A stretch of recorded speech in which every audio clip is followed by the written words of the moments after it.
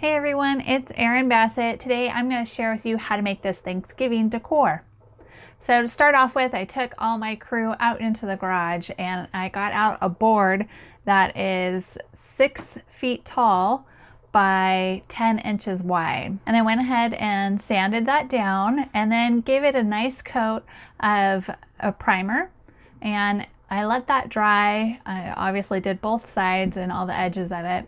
And then the next day I went ahead and painted it a couple coats of this really warm orangish brown, I guess orange color. Okay, so next I went into ScanNCut Canvas, and this is the version that is on the PC. And you can see there in the artboard I changed it to the roll. And then I made sure that the height was the full extent, the whole 72 inches, since that's what I needed. After that, I went ahead and loaded my FCM file for the Thanksgiving word onto ScanNCut Canvas.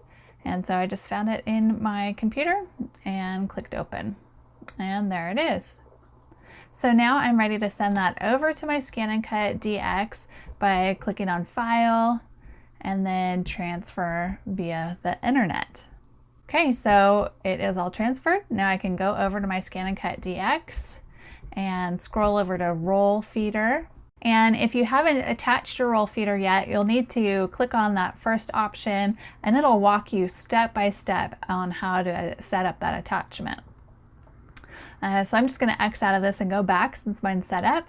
And now I can do that step 2. And I'm retrieving my image from the internet. And so there it is. If you wanted to scroll to see the whole thing, you can use those little arrows on the side. But now we need to cut it out. So click on Cut and Start.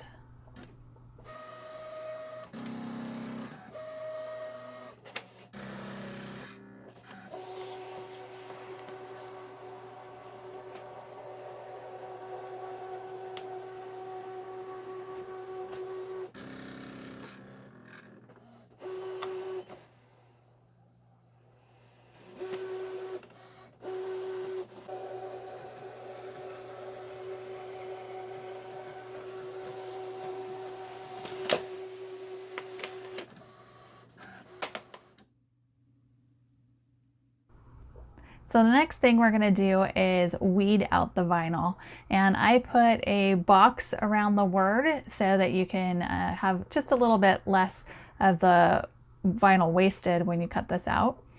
So just gently remove that.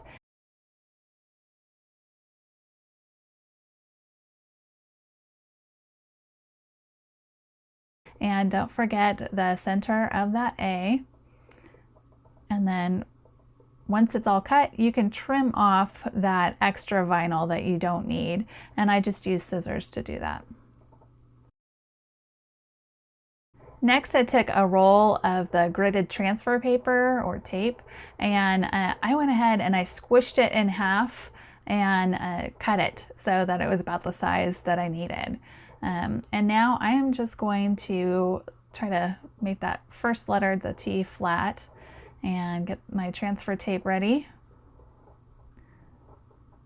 And the trick to not getting this all in one big stuck-on ball is to just do a little bit at a time. So I'm going to layer this on top of my letters. And you can see once you get the first part on there, the rest is really easy. You just let those overlap on each other. Use your 2 hands to just smooth it out all the way down the strip until it is adhered to the whole thing. Now I was using a remnant of the gridded transfer paper, and so I ran a little short. So all I did was just take another little bit from another roll, cut it to size, and added that right on. You want to get started by making sure you burnish that grid transfer paper onto your vinyl, and that way it'll just easily lift off of there when you need to peel it off. So once you have that set, go ahead and start peeling it off. And this should be about the whole length of the sign. You'll have about an inch on the top and an inch on the bottom as clearance. So you just want to get that centered in the middle of the board, and again, burnish it on there. And then you're just going to slowly remove the backing that's on there. You'll do that all the way down. Okay, now again, we're gonna burnish the vinyl onto our board. So this way, when we remove the transfer tape, the vinyl is gonna stick to the board and not the tape. So take some time to do this. I'm using my spatula, the metal one, that is an additional accessory that you can purchase, and that's what I'm using. Then after you get done with that, you can just go ahead and remove that gridded transfer paper, and take your time with this just in case you have any spots that are sticking.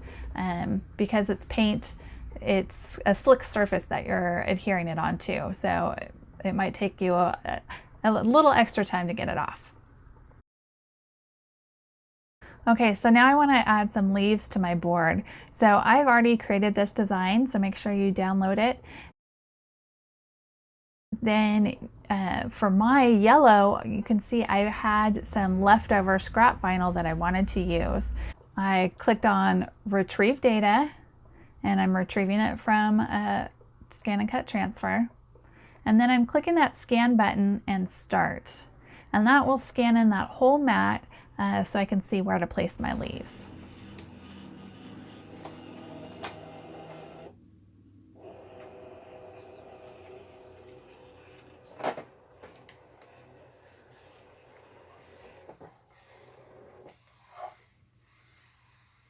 Okay, so once it's finished, you can just click on each leaf and drag it exactly where you need it to go. And then when you're finished, just go ahead and click on OK, and then you're ready to cut them out.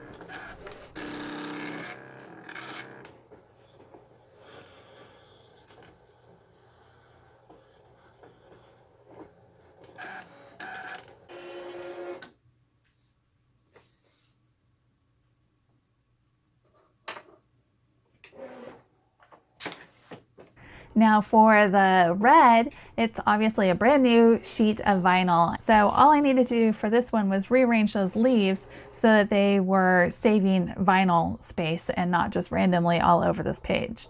So to do that, I went ahead and clicked on this button right here. And then that first arrangement will save a lot of space. So I just picked that one and clicked OK, OK, and then cut and start.